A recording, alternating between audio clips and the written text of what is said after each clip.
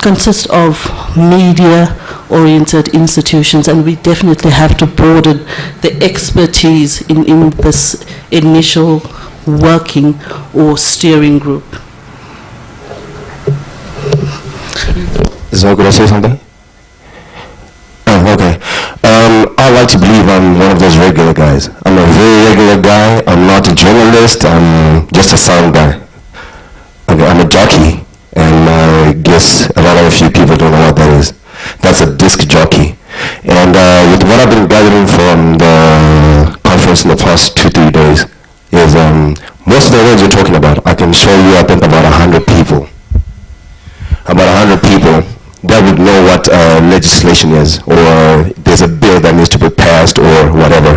I appreciate the notion that you're trying to do, but I think one of the most major things you have to focus on is letting the people know what access to information they need to access and what they can do with it.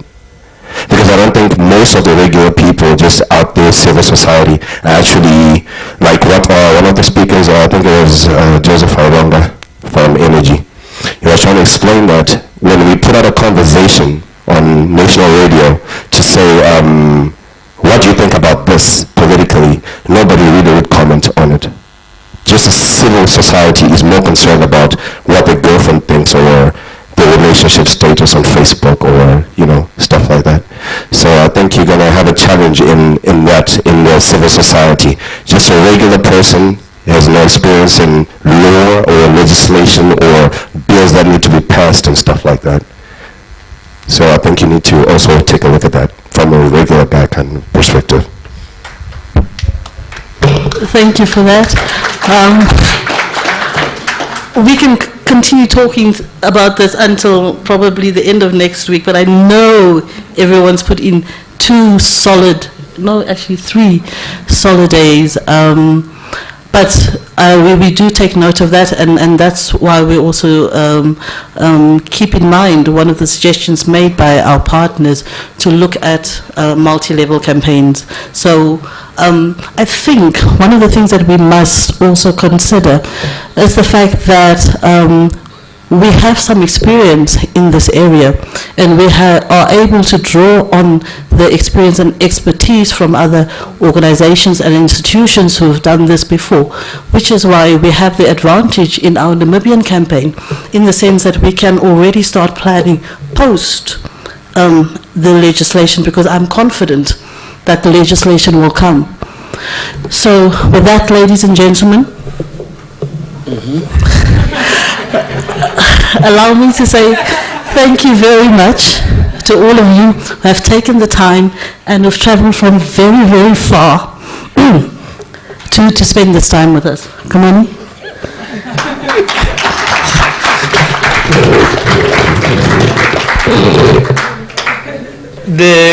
We are supposed to meet, what, at 7 o'clock?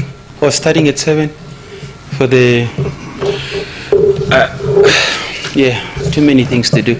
I need to check on the bus that will take the non-vendors to that place. So bear with me. All I wanted to add to this was, we have an assignment from the Prime Minister. When we went to visit him, he challenged us to come with a list of laws on the books that prevent us from accessing information. And so to me, today, especially with what he said and so on, we are more than ready to make another courtesy visit on his office, and hopefully more open to coming on board and so on. We will disperse now, go powder the nose or whatever. River Crossing Lodge, as I said before, it's not far from out of town. For those who want directions, we are to start getting there by 6:30 on. I don't know how long we're gonna be. But it's a casual thing, so forget the tie and the evening gown. We just go and unwind a bit, more or less. Before you dismiss them, we can get one huge conference photo. Wow. Yeah, I knew he was coming. How do we do a group photo? No, this was fatty. He would like a group photo somewhere around the stage.